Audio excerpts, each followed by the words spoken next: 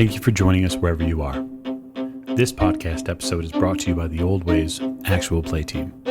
This actual play uses the 7th edition Call of Cthulhu tabletop role-playing game rules by Chaosium. This actual play is performed by adults and in an adult setting. While we try very hard to stick to language for all ages, listeners should know that this podcast may include mature themes. All content, including names, places, events, companies, and etc., that may bear resemblance to entities living or dead, is strictly coincidental. My name is Michael Diamond, and for tonight's game, I will be your keeper. Thank you again for joining us on another episode of the Old Ways podcast. I'm your keeper, Keeper Michael, and we return to Horror on the Orient Express, where we are taking a slight detour. And so, for those of you who've been following your own story along to this state, we'd like to say thank you to all of you, our listeners, and you, our Patreon supporters. We really appreciate everything that you do for us. And as such, we are going to bless you all over the next few episodes with our side quest called A Slight Detour, where we have a little fun. And so I have gathered together some of our investigators who are going to be assisting me in this detour scenario. And we'll just start with introductions to my right. Hi, this is Allie, and I will be playing Rose DeTulio, and I am the mastermind of this little venture. Yes, Rose, the mastermind. That ought to be a fascinating thing to see unfold. To Rose's right. Hi, I'm Rena, and tonight I will be playing Dion Matteo, and I am very French. Indeed, you are Dion. At the end of the table. Hi, this is Giles, and I'm playing Stefan Miller, and I'm the second story man. Second story man and older brother to... Hi, this is Miranda, and I'm playing Henrietta Miller, lockpick extraordinaire. Fantastic. Last but most certainly not least... I'm Martin, and I'm playing Maximilian Schwartz, or Max for short. Fantastic. And we won't talk about what Maximilian does because it's not suitable for pleasant company. We're going to raise the curtain tonight in the city of Milan, a city we have been to before, and that tonight we're going to revisit for a very specific purpose. Recently, Milan has been befouled by events at its opera house. There has been a rather disturbing series of events where a patron of the theater was found murdered, and where stories rife with devilry and disgusting acts supposedly took place in the main opera house inside Milan. And the populace has been a little bit on edge since then. There's been an awful lot of black shirt activity. There have been some homes that have been raided, evidently. And Mussolini's men have found several communist families and have put them on the firing lines. We're going to join our story on the afternoon of April 9th. Just as supper begins to hit the tables around the city of Milan, four rather disparate members of the criminal underworld are gathered in a tiny room, several beds laying around with a small fireplace nearby crackling as a knock on the door brings their attention. Who is it? It is Rose. So the Miller siblings, the Miller children, would know Rose from a job that they did in England together. And you'd know her voice. Okay. Henrietta will get up to open the door and let Rose come in. Dion immediately stands up and puts his hat on, and then takes it off respectfully. Rose, why don't you tell us what you look like? Tell the viewers, the listeners at home. Rose is very slight. She is like 5'6", fairly willowy, and tanned. She likes to move about quickly and quietly for obvious reasons, given her trade. I'm a big old thief. Alrighty. Slip into the room as quickly and quietly as possible without drawing attention. Yeah, there isn't a bunch of there's not a ton of action behind you. There are some people walking up and down that hall, mostly to get to other bedrooms deeper within the speakeasy here to do all sorts of wonderful and potentially interesting things, but no one paying direct attention to the door. So, Henrietta, you let Rose in and close the door afterwards. Yes. Rose, it's nice to see you again. Hello, Henrietta. Stephen. Bonjour.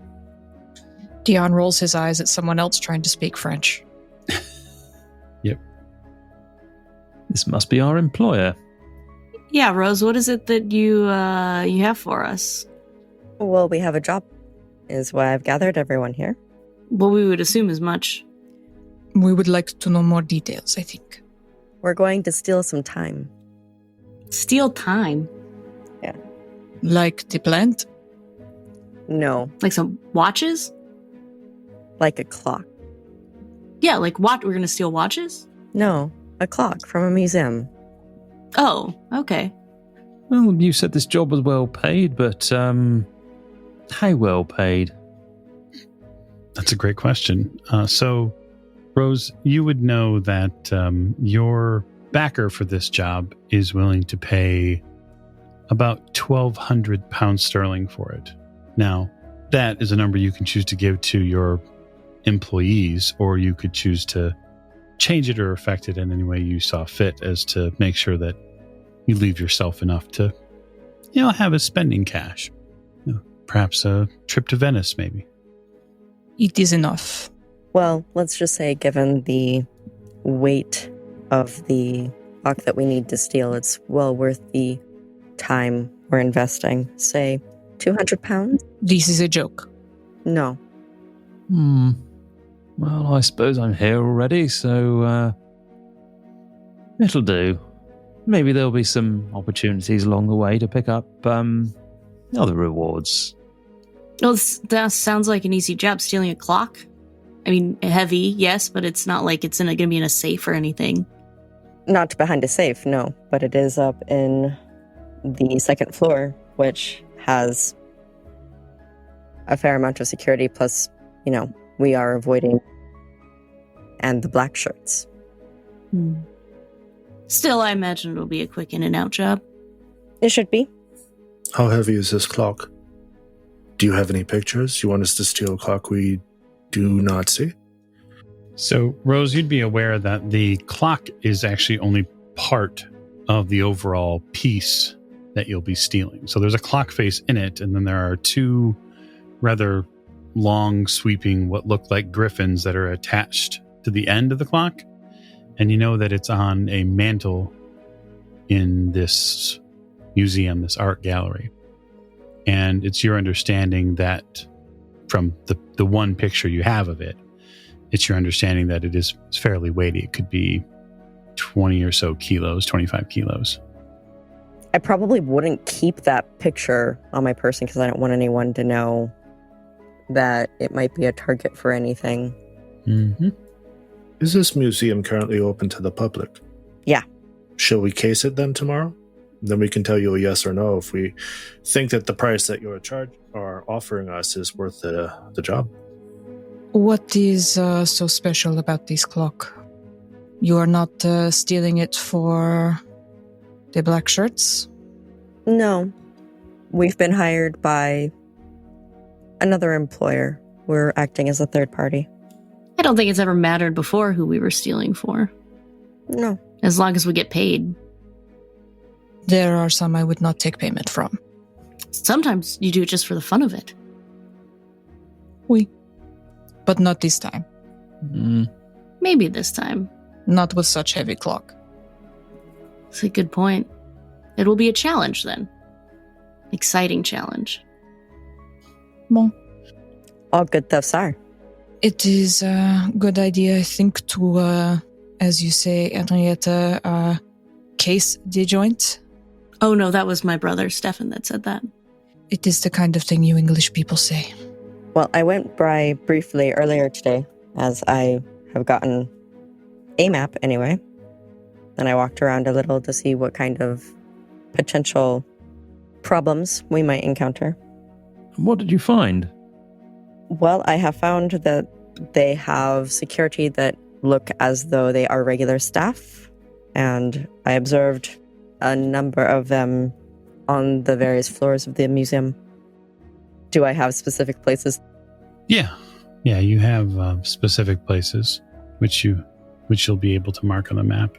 So I will have done that ahead of time. So it's like this is where at least some of the more noticeable security is. So this first page that she shows you is a hand drawing of the portion of a museum, it seems like. And there's a rectangular area cut out in the center that looks like it's some sort of courtyard or some sort of plaza. But in the outside museum area, she seems to have marked 6 or 7 places where these X's exist at. You're not sure if these workers or guards are roving. They likely are. Or if it's just points of interest. But the museum itself seems pretty large. She shows you the first floor. And so when she goes over to that next portion, you see that the museum shrinks a little bit. So the available space that she was able to map out gets smaller, but there are active sort of hash marks here on the map where people are moving about and roving. So if the day guards are the same as the night guards, there's going to be some complexity to how you'll deal with them. Actually, given your potential, we'll say, proximity to some of this stuff, Maximilian, why don't you give me an edu roll? Right, so fortunately Max has had a good education and this should be fairly easy. Famous last words. That's right.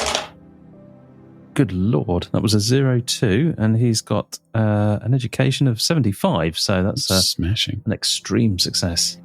So you remember a couple of things about this museum from your studies. One, this is a famed museum in Milan that you'll be making your day's work at. This is a modern art museum, and by modern, in air quotes, it means the past couple of centuries, obviously. You'd also know that this place is probably chock full of paintings and other pieces that, while maybe not your specific target, might fetch quite a bit if you were able to abscond with them during the process. So your comment earlier about making money up along the way just got a whole lot easier, at least potentially easier, if you're able to make some changes to the overall scope of the plan. Oh, I know this place. It's full of toys, treasures. I'm not quite sure what you call them, but yes, we should have a productive visit, I think. Mademoiselle, will you be needing this to go out of the city? I will need to make arrangements if this is part of our job. Yes, it will need to be transported to Trieste. Bon. That will be, I think, the hard part, no? Very well. I will speak to some people. I have my contacts. Very good. But that also means we need to get it on the train, probably, because we need to have it in town by the 11th, so we have a little over a day to get this job done. That's all our time for planning? Okay. A suggestion. Yeah. Perhaps we should use the Orient Express. It's a foreign train, so the black shirts will not be searching it as easily as they would any other means of transportation. And it goes straight to Trieste. I rather think if we're going to case the joint, we should, I don't know, get on with it. Maybe do it now. It is not a bad idea. We should go in daylight, so it is not suspicious. There is the curfew, no? But that means we'll have to case the joint in the morning and then steal it later that day, which I am fine with personally. We have done harder things. It is no problem. No, it's true. Well, why not go now? We could visit this afternoon. I don't know what time of day it is. It is the afternoon, so supper, so it's probably about 5 o'clock or so, which means the museum is likely going to close probably within an hour. Mm-hmm. Given that Stefan pointed out the Orient Express, it might be reasonable for him and or Dion to know that the train, the Orient Express specifically, is going to leave the Milan area just after 1 o'clock. And so if the job is going to get pulled tomorrow, especially like tomorrow evening, then you're going to be cycling your travel forward another 12 hours until it leaves Milan on the 11th at 1:30. It's just something to think about. May have an opportunity to do it this evening. I mean, depending on what we find, we may decide it's preferable to go tonight. We always could go check it out real quick and nick it now if we need to. Absolutely. Well, the only thing that realistically we should probably look into, because I've got a fairly reasonable idea of stairways and things as I did it earlier today, we should probably look at backdoor exits, fire escapes, anything of that nature if we absolutely need a secondary plan or a backdoor. Mike, what time is the curfew? 7 o'clock. 7. Okay. You have about 2 hours before before black shirts will begin to pay attention directly to why you're in the streets and where you're going. Mm-hmm. Much more likely to get stopped, much more likely to get searched, much more likely to be asked for papers, all sorts of potential problems. Etta, how about we go ahead and case it right now? Take a look for any windows, lights, and so on. We've got an hour. That's enough for us to assess the second floor. That'll give Dion some time to go ahead and see if they can line up some transportations. Well, that sounds fine to me, brother. I will need to make the arrangements immediately. You go and I go to my contact at the train station and see if I can get it worked out. Okay. And then I will meet you there. We should meet before the curfew. Seems pretty reasonable. So before you all walk out of the room, I would like, in order of appearance, you each to roll me 3d6 to determine your luck. And good luck to all of you. After we have that number, we'll multiply it by 5. 11. Okay, so 55 luck. 11 for me as well. 55 luck. Not as good. 9, so that's 45. 45, yep. So, Maximilian? No, I was waiting for Stefan there, but... 12. That's not terrible. Oh, no, it's 60 luck. Runaway dice, that would be a 14. Oh, 14, Oh. so it's pretty good. That's 70 luck. Okay.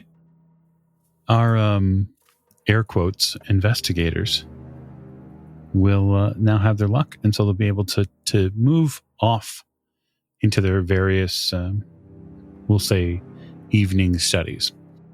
Not to belabor your contacts by any means, Dion, but setting up travel out of the city really comes down to one of two options, especially if your target is, we'll say, east. If you're going east, the two choices truly are automobile or train. If train is the option, there are other options other than the Orient Express.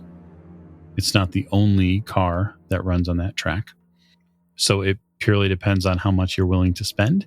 If your interest is in the Orient Express, then your contacts tell you that they can probably get you written into the sort of second class passenger area on the book for a reasonable fee.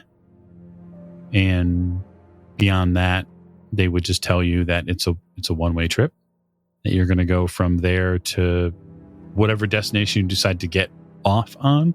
And they would recommend that you don't let the porters on the Orient Express look too closely at the ticket you hold. There's a jet overhead. Okay. So I think based on the size and the weight, I wouldn't want to put it in a car because that's a bit on the dangerous side. And with how many of us there are, it would get a bit cozy. So, and I also think the black shirts would be pretty likely to stop a car that had so many people in it. So the Orient Express is probably our best bet. It is the train that is least likely to get stopped and searched by the black shirts. And it is the most reliable of the trains going through Italy right now. So I will make those arrangements. Okay, so let's take a look at something here, and just for funsies. We all like to have fun. I really don't like it when you say that. It's always a harbinger of doom. So here's what I'm going to have you do. I'm going to have you roll credit rating. I don't think I've ever had to roll that, Call of Cthulhu. And the reason I'm going to have you roll it is because we're going to see if Dion has enough sort of personal financial acumen to either pay for the tickets himself or convince his contact that you're, quote, good for it. Okay. I have 31 in credit rating, so... Ooh! That's a 3! Okay. 003. Woo. Your contact is willing to take half down and half when you arrive at the station to pick up the tickets, and he basically makes you decide he makes you make a very important decision for the group without them being there. Do you want to leave tomorrow at 1:30, or do you want to leave on the 11th at 1:30? Well, I think we decided we were going to try and go for tomorrow at 1:30 because we needed to get it done as quickly as possible. So that was the last thing the group mentioned. So that's what I'm going to go with. He tells you that when you arrive at the station tomorrow at 1:30 to go to this specific wooden gray door, and inside there will be a small packet tucked underneath several of the porter uniforms. You're to take the packet, and that's what will have your tickets in them. So for the rest of you, the museum is a luxurious location, one of many when it comes to Milan. It has a beautiful exterior, which you're all able to not only look at, but sort of get to know a little bit better. The grounds here are well kept. There is what we would call an English garden on site, which means there's a fancy garden that someone takes care of. I guess that's... But there are multiple floors, big stone edifice. And then for you, Stefan, the nice part about this is there are several angles you can imagine here as evening would appear that you'd probably be able to tuck into. And this sort of stonework here gives you some pretty good handholds for climbing. So not all is lost, so to speak. It's looking good, but Stefan does have one question. Once we reach the room with the clock in it, I'm assuming from the picture you've shown there are windows. Oh, yes. He wants to see the mechanisms on these windows and if there's any way he can unlock a window before they leave. Okay, we'll absolutely get to it. I'm going to make the reasonable assumption that the team is going to do somewhat of an outside walk around as best they can, just to see the gardens, so to speak, before entering the main gate area. Seems to be something like you all would probably do. The main area itself has 3 of these archways that are covered with wrought iron and have gates on them. And this is to keep unwanted, nosy visitors out when they want things shut up, or to potentially repel a oncoming army or something like that. But it's a beautiful alabaster white structure here. Beautiful brick. There's this Italian Renaissance colonnades that are nearby, and there's very much the return to the Roman era that you can see evident in many of the buildings that were built in the Italian Renaissance. But those gates the ones in the center especially, are still open. There are guards here, and there are a couple of autos parked nearby.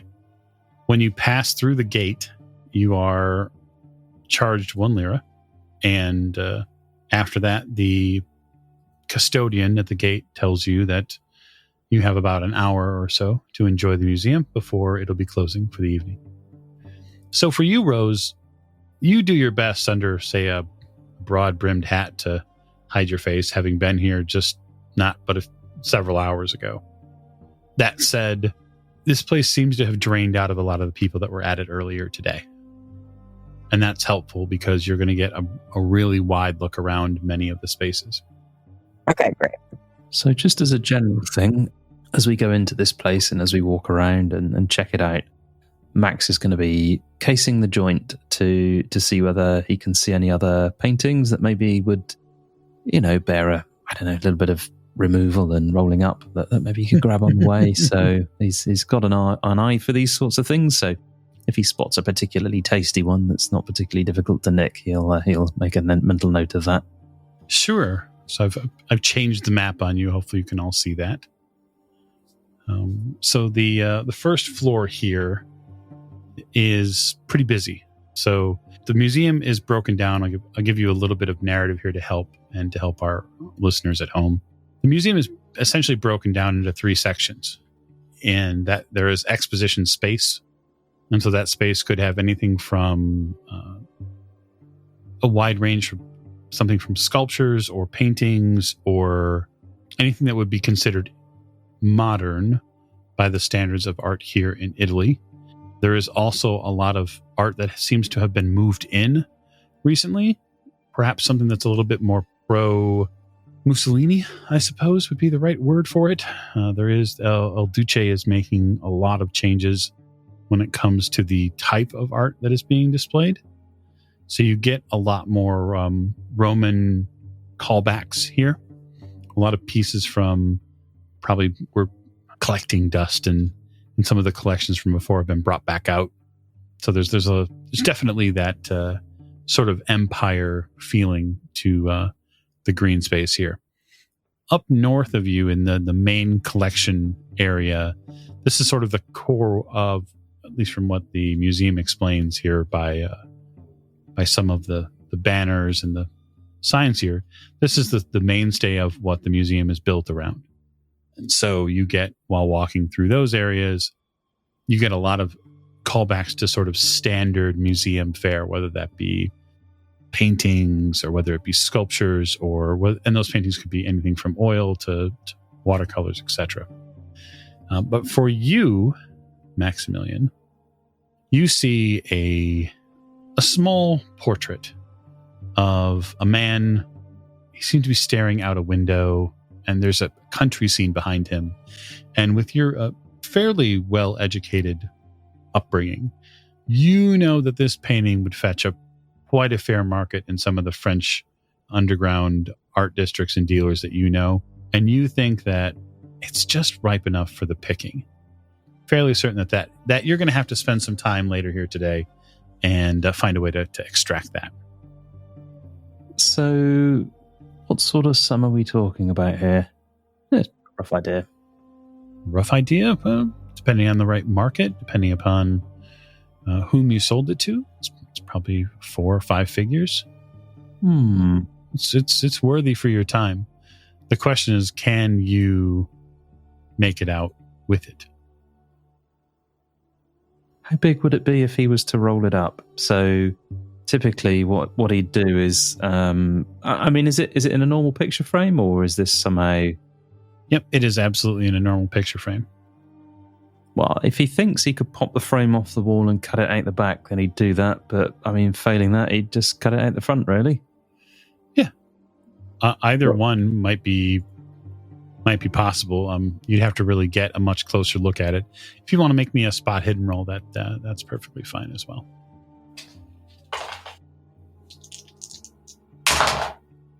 That's 24. I have no idea what... 45. So yeah, that's a normal success. All right. You think it'd be quicker to just cut it out?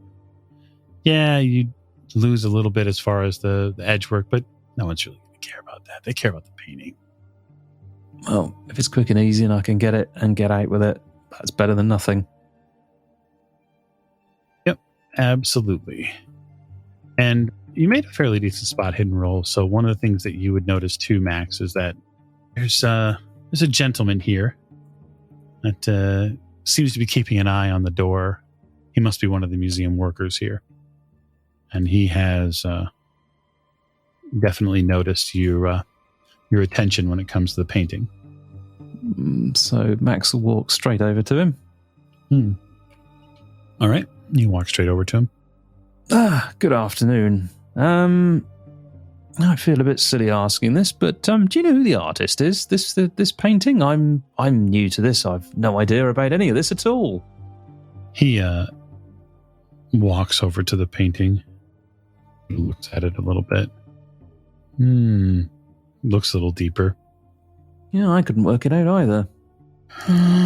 Let me get one of the directors for you. He turns around and sort of walks towards a different space here in the museum. They'll know. Thank you.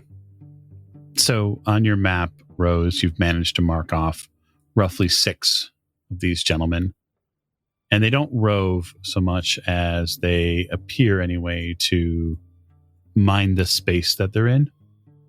Well, that's perfect, because then I can mark them more appropriately on the map. Which also means that then I'm going to want to go up to the first floor and do the same. All right.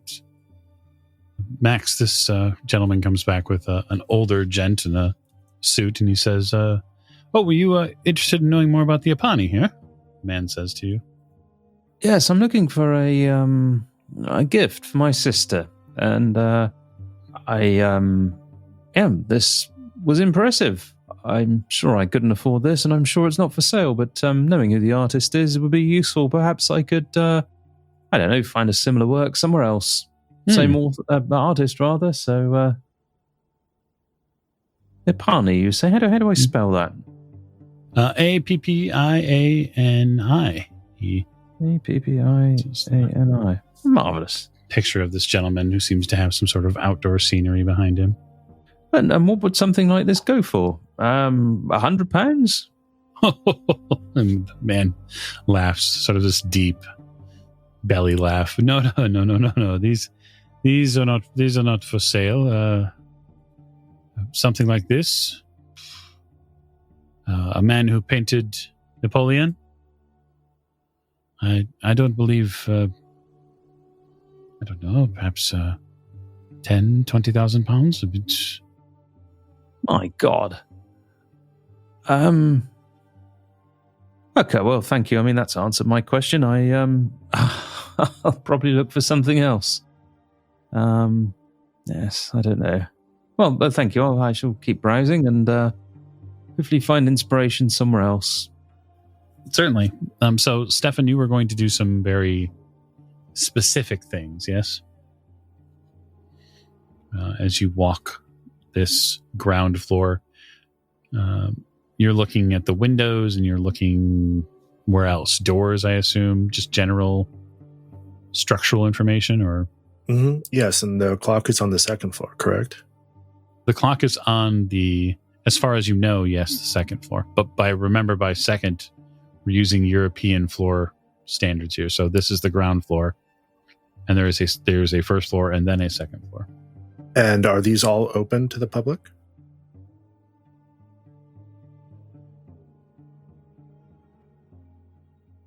I'm going to look for the quickest way up. That would be the staircases. So when you flood into this area, you find them and are able to go up to the first floor. As you walk around, you're going to walk into sort of these wooden floor areas before moving down hallways to other wooden floorways to get around. And then you'll also see, because Rose would have seen this as well, there's this interior space that has essentially a hole cut in it, so that way that's the courtyard below. And you'd be able to see some of the seating here around the edge of the courtyard. Travels in this sort of snake-like pattern around. And there are ways to get out There are doorways to get out onto the walkway above the courtyard. Good. But if you want to do some investigating into the windows in some of these areas, like you could get to the windows here in the north side, and you could get to the windows in the east side and the south, that would be a hard spot hidden to investigate them specifically. If you're looking for what we would call quick methods of entries. All right, I'll give that a shot. That is a 21 under 60. Okay, so hard success. These windows on the first floor here are pretty well locked down. Not just physically, but it looks like several of the casements in these windows have been nailed shut. So it would take significant work by anyone, minus shattering a window, to open them up. It's not impossible, but it would take some time while the museum is still open, potentially trying to pry some of the nails loose, and then hopefully be able to leave one of those unlocked and have it not be noticed, something like that, or any number of other attempts. You said there are some verandas, correct? On the exterior? You notice them visually as you walked the grounds. There are these verandas where the columns are higher up on the building, but they're not, from inside, they're not accessible. You assume that they're behind these locked doors. But these are locks, correct? Yes. As opposed to being nailed shut. Yeah, these are not nailed shut because they're deadbolts. I'm going to make a note of those since Etta has her lock-picking skills. Indeed. All right. Speaking of, I guess, Etta, we're now giving Henrietta a nickname. We've given her one. Yes, it's a classic child's nickname. So, Etta. Yes. What are you doing? What are you up to? So my thoughts align similarly with my brother's, in that I would love to gaze upon different locks to just kind of commit to memory what I might need. My thought also goes to hiding places in the museum in case I need to duck into somewhere. So as I'm wandering around the couple of floors, I want to note any doors that may need to be unlocked in the future, and also nooks and crannies I may be able to get myself into. Okay. After taking a look at a few things, especially on the ground floor, there are some tiny little nooks that you can probably squeeze yourself into and disappear to the world. The auditorium has a hallway that it uses over here as sort of a setup area for brunch, or for when they give talks, you assume. You also notice over here, Henrietta, near the auditorium, that there is a lift that goes down, it goes into the basement. But it does not go up? It does not, no. Okay. But there is a little tiny space back here that you could sneak yourself into, you think. Mm-hmm. Especially if, say, you were being chased or you were trying to keep from being chased. Mm-hmm. And then there is a similar one, a similar space in this tiny hallway near the north side. Mm-hmm. And this little hallway here is what looks like a service hallway. And that is definitely two spots that you don't think that the roving guards bother with at all, especially the north one, because they probably don't fit into. Mm-hmm. You would also notice, if you went out into this courtyard, you would notice that it's obviously free and clear all the way up. There is a small walkway on the next floor up that walks around the courtyard. You can see that there are railings that go around. Yes. But if you were to somehow climb onto the roof of this museum, you could drop, you could probably find a way to get down from the top. Okay. Inside. You'd have to be very limber to do so, though. On my perusings of the museum, do I happen to pass by anything that is behind a specifically secure protective barrier, some glass perhaps, or in a locked case not to be touched? Oh, there's all sorts of stuff that's under lock and key here. I love unlocking things and then touching the things inside them. Right. Because as we all know, Call of Cthulhu is a game about touching things. Mm-hmm. You notice specifically that there is a place on the south here. Mm-hmm. So another one of these small sort of corridor corners. There is a hallway, a little bit similar to the one on the north. There's one on the south side, but this one appears to be for staff. And there are a series of key rings in that space. You only briefly notice them before having to move on while one of the staff members comes through that area. I do wonder what's in that basement, too. So many fun things that could be done in this museum at night. If hopefully my brother can find us an entry and maybe we could just come back and get this all taken care of right away. Indeed. So after about half an hour or so, Dion would be available to arrive at the museum, having done what he needs to do with his contacts at the train station, as it were. Dion, much as your fellow investigators have noticed, the museum is Italian Renaissance. It houses many fine things. There are staff workers and or what you believe are guards that watch the premises. And the museum here probably has about another half an hour before they start telling people to get the hell out. So I will wait for my companions to exit. Okay. Or at least some of them, because I don't know if they've decided to try and... Some of them have decided to try and hide out in the museum while it's being closed up or what. It's running through Henrietta's mind, yes. I think it's a great question, but before we get to that specific answer, I want to ask Rose if there's anything else that she's looking at or trying to do before the clock runs out on her. Well, I'm definitely going to be looking for more static or roving guards as far as like I've been able to identify so far on the first floor for sure.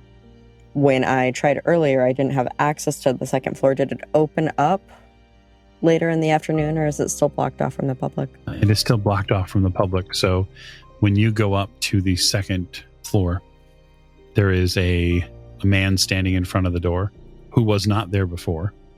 There's a man standing there, and he sort of points to the sign and puts his hand up as a stop signal. And I'm going to ask, will this floor be open tomorrow? It's hard to say. They're not done yet. They're preparing another exhibit. Oh, I did not know. Anything that I might be able to glean in a verbal preview from you? He leans in a little close and he says, they're calling it the Wonders of Atlantis. Oh, so we're talking some very shiny pieces, I imagine, right?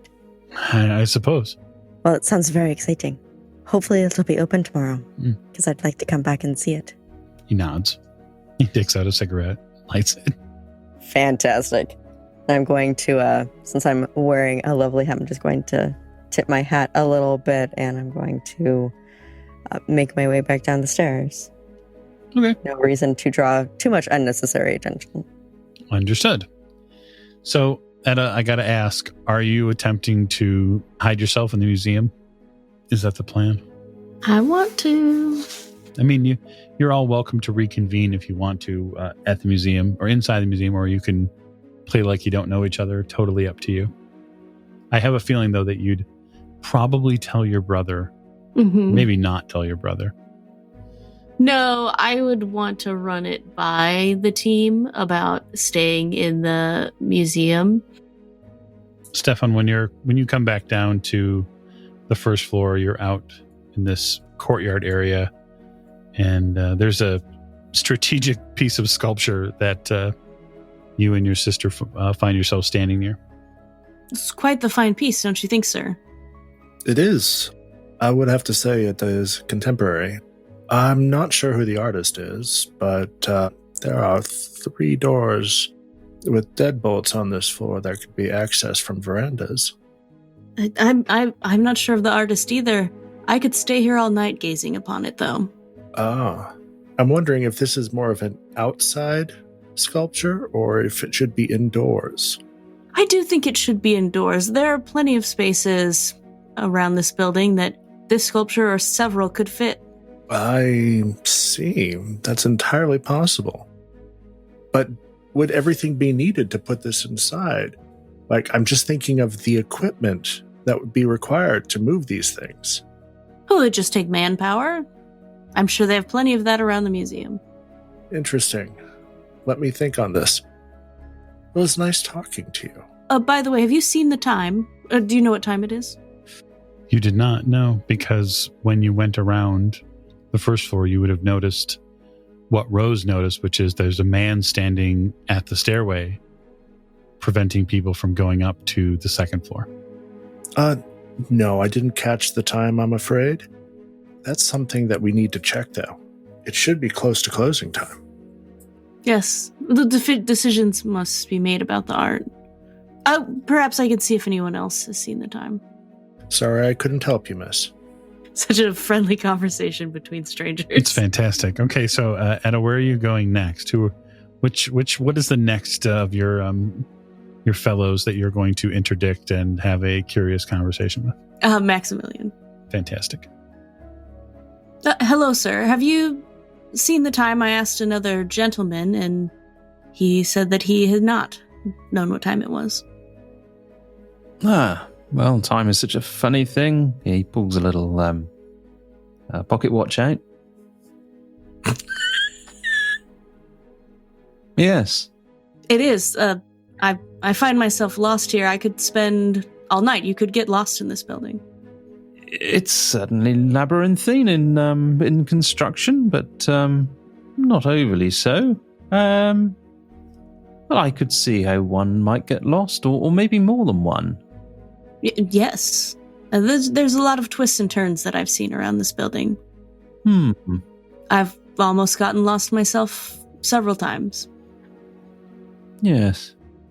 I'm sure that it must happen from time to time, and maybe this evening, I mean, I don't know. Maybe they don't check for hangers around. Perhaps not, and I can only imagine the gazing that we could do upon art here, uninterrupted. Yes, and sometimes it's easier to get out than get in, if you know what I mean. I know exactly what you mean. Yes, I think you're right. I think getting lost here is a definite possibility. Well, I do appreciate your help with the time. They're closing soon, so I'm going to finish looking around. There's a couple of other pieces I wanted to see. Yes, mine. You don't get lost, of course, and locked in. Oh, of course. And I wink. You see Dion just wandering by, looking like he's trying to appreciate the artwork, but Dion is not a man of the arts, and he does not understand the appeal of standing around looking at things. So some places he just stops and looks a little too long, and then he goes to another piece and just blinks at it and keeps walking. Does not what is happening in here. People standing and staring at things. Why you just stand and stare when you could be doing useful things? Yeah, doesn't get art. No. He fences it. He doesn't appreciate it. Right. It doesn't go anywhere, right? So like it has no motion. He's like, it doesn't do anything. Like, how do you stand and look at a piece of art for an hour? Right. Like, oh, you see all the colors, you see the people. Oh, there's a girl on a swing. Okay, next, please. All right. So Henrietta, are you seeing that Dion is perhaps not a man of the arts? Are you going to have your surreptitious conversation with him next?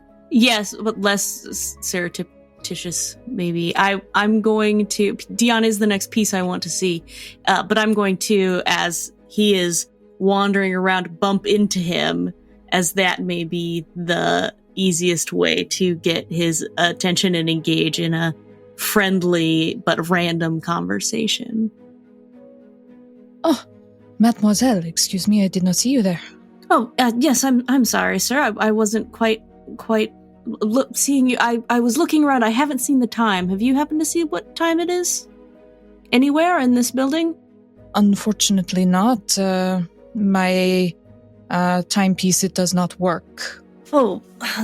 I had hoped to find a friend who could maybe tell me what time it is, but I had not seen them yet.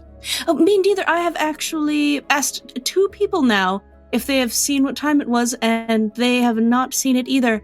We were just having a conversation about how large this place is and how you could easily get trapped here all night if you didn't know your way around. It is very confusing, no? Just all the things around and the pieces to look at and all the hallways and the places where if you turn the wrong direction, you hide behind the pillar and no one sees you when they close the doors, and next thing you know, you are locked in overnight. I agree, and that would be dreadful. Such a strange place. Absolutely must see if I know what time it is, and if anyone else...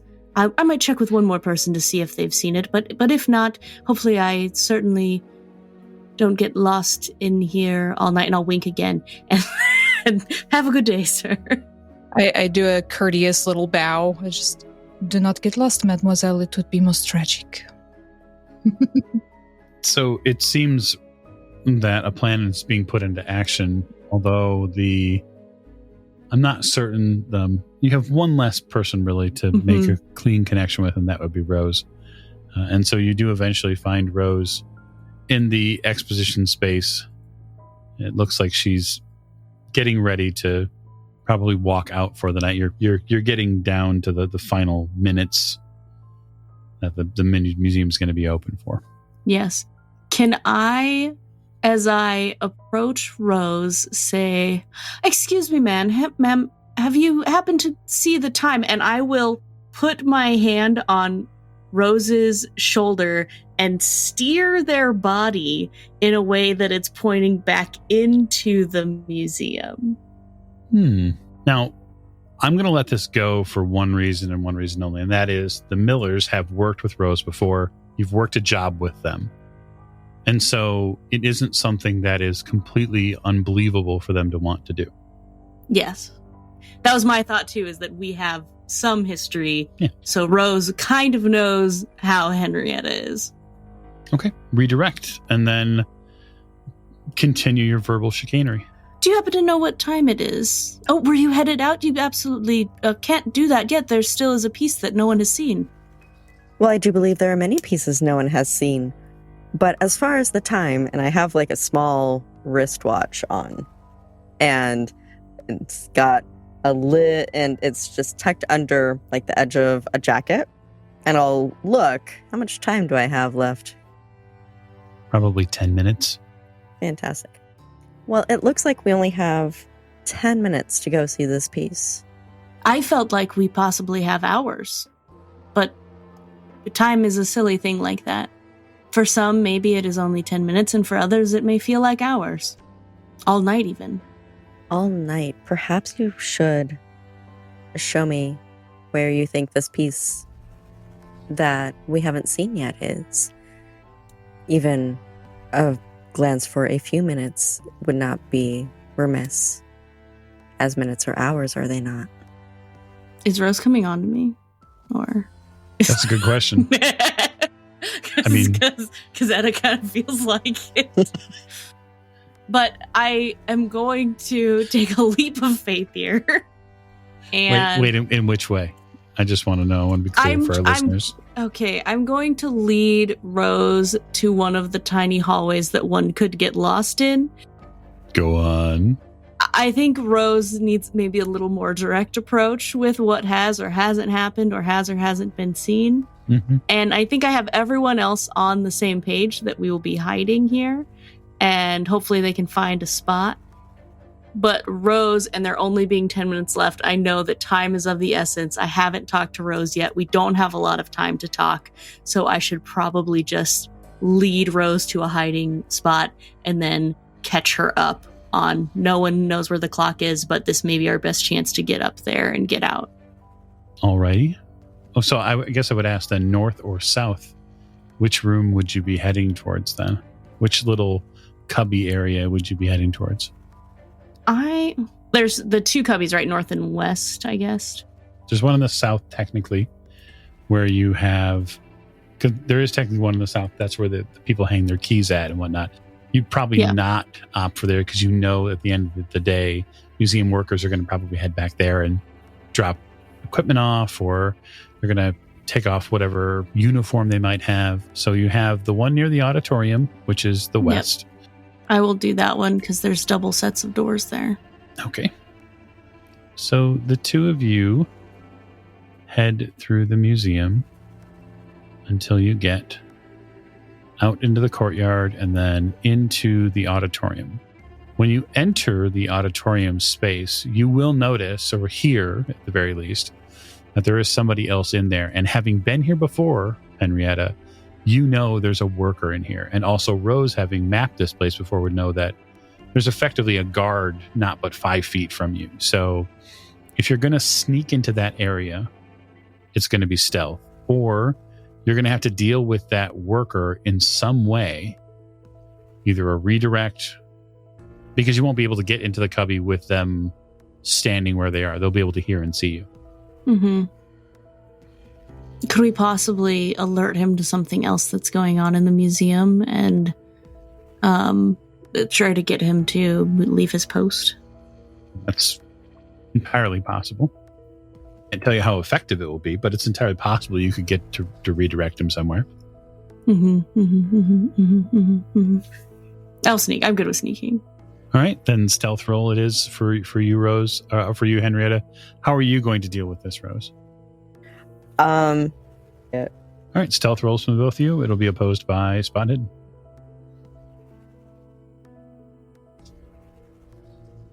I can't wait to find out if the rest of your team understands that you're all going to be hiding here. Let's hope they get that. Does a 64 under 65? Okay. Let's see what Rose has. I have a 15 under 60. Okay, so it's a hard success. So the two of you manage. Henrietta, you make your way into this small cubby area, and you, for a moment, for a heartbeat, feel like, oh shit, they saw me. And when no answer comes, Rose slips in right behind you. And the two of you are able to get into this space, and the door shuts. And you wait. And you wait. And you feel your blood pressure in your ears pound a little. And after a few breaths, with the two of you in this enclosed sort of back hallway where there are plates and cups and serving trays and carts, you calm for a moment, and then after a minute or two, you hear footsteps on the auditorium floor walk through the double doors, and then eventually walk out of your available auditory space. You don't hear them anymore. And so I'll leave the two of you there together in this dark cubbyhole. If the plan is to stay here for the evening, what I would like to know, an honest answer would be from our other three team members, Max, Dion, and Stefan. Do you feel like your character got the message that Etta was trying to put out? I think I got the message about hiding in here overnight, because that was what Dion was considering when he came in to begin with. That's why he came in instead of waiting for them to come out. I don't think he got the auditorium because he hasn't seen he hasn't been wandering around for the past hour. So if he sees one of the other two moving in that direction, he might follow them. But I don't think of his own volition he'd go that way, because he doesn't know that. Right. Being that as it may, if Dion knows that the idea is that you're to hide in the museum, where would Dion try to hide at? Dion had been looking at some of these collections that have like these bigger pillars and things. Mm-hmm. I'm going to butcher in the back collezioni. Collection, yes. Yes, so I see some on the map. I see some big pillars and things, and considering it's Italy, they've probably got a lot of Greek and Roman plinths and things. And since I'm a fairly broad-shouldered man, I'd want something big to hide behind or under anyway. So that's where I'd be going to see if there's some pillars and some shadows I can hide in. Okay. Fair enough. So I'm going to have you make a stealth roll. Okay. And it will be opposed. How am I a smuggler with only 20 stealth? Because you have points in other places. I feel like that doesn't work super well for me. Okay. Is it worth spending it to a hard success? No, as your keeper, no, it would not be worth spending to a hard success. Okay, so it is a regular success. Okay, so what happens is this gentleman that comes out of this other portion of the main collection area walks right by you, and you use the half wall here as a block as he sort of spins his way back towards the exposition space. For the moment, it seems, no one has seen you. Max, what was your plan for staying in the museum, or do you feel like Max got the message? Max's original idea was to do this thing overnight anyway. So when we were way back in the inn, he thought we should break in overnight, trying to do this during the day. I mean, how are you going to get a clock out during the day without anyone noticing? It's not going to happen. So he was sort of going to suggest to everybody anyway, as soon as we case the joint, that actually we should probably go back this evening. So I think he's got the idea that we should stay. In terms of the auditorium, nope, didn't pick up on that at all. So no idea where.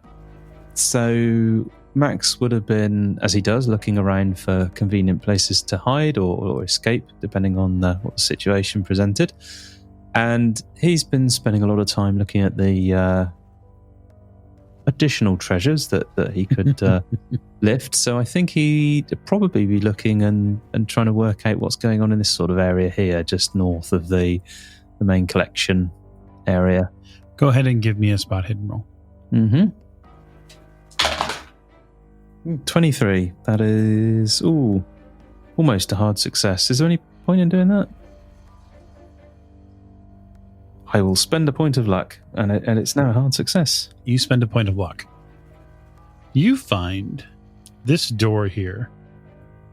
The knob in it is a little loose. Just ever so slightly. You do find this passage area here, this little cubby area. This tiny space between where it looks like maybe they hold a broom or maybe some other collection areas, banners and whatnot that are not in use. But you find a loose doorknob here. And you think maybe if you put just enough pressure on it, you could push it over. Yeah. That's what he'll be doing. Right. You do so, and you find yourself in a very interesting space. And so, with the door shut behind you, you realize that there is a light switch in here that you could use if you wanted to. Nope. Although you're not required to. So you're in a dark, what feels almost like a coat closet. Maybe this is a place that they take members' coats. There seems to be some sort of, just feeling around a little bit in here, there seems to be some sort of desk. And then there is a sliding window on one of these walls. It's got to be some sort of a staff area for when they have big events here. Max does smoke, so rather than turn the light on, which might be a little bit obvious, he's going to just pop his lighter out and shield it carefully with his hand, because that could still be quite bright, and just have a very quick look around his bearings. Yeah, so under the small flame of the light you have there, you do notice that this is absolutely a coat area, and there's more than enough places to hide back here. There's actually a unlocked door that goes further back, and you see stacks of chairs, probably again something they might use for the auditorium, or if there are other sort of events here to just storage stuff. But you find a few things in the storage area which might be useful. There is a first aid kit. Okay. That's in there. And then there's also a couple of truncheons and some other bits. The bits. Yeah. You find a few bullets, loose ammunition. You find another bin in here that has what looks like flares and a flare gun. Max will pick up the flares and the flare gun, because that sounds like a useful thing for a distraction. And he'll also pick up the first aid kit. Yeah, it's small enough that you could loop it around on your belt and carry it on, though you wouldn't necessarily have to have a place to hold it. But that aside, this is a pretty secure area to take a break in. And are there any uniforms around at all? There are staff uniforms in here. Yep. He's looking for something. It's a long shot, but he's looking for something which could be like a paramedic's uniform, or something that would go with a first aid kit. Well, given that we're in a bit of a sidetrack, a little bit of a mini series here, I'd be willing to let you spend, say, 5 luck to acquire an item that isn't normally here, if you really are after it. Let's do that. Okay. So in and amongst some of the uniforms here, it looks like there's an old World War uniform for some sort of combat medic, an Italian military uniform, but one that is openly designated as a medic. Excellent. So he will don this uniform, and with first aid kit to hand, that'll be Max. He will secrete the flare gun and some flares around his person. Okay. Stefan, tell me, did you get the message that your sister was putting down? Stefan absolutely got the message. He's not sure if he agrees with it because he's not sure that Dion and Max can hide themselves adequately. But he's going to go along with it and hope that the fallout doesn't cause this deal to go awry.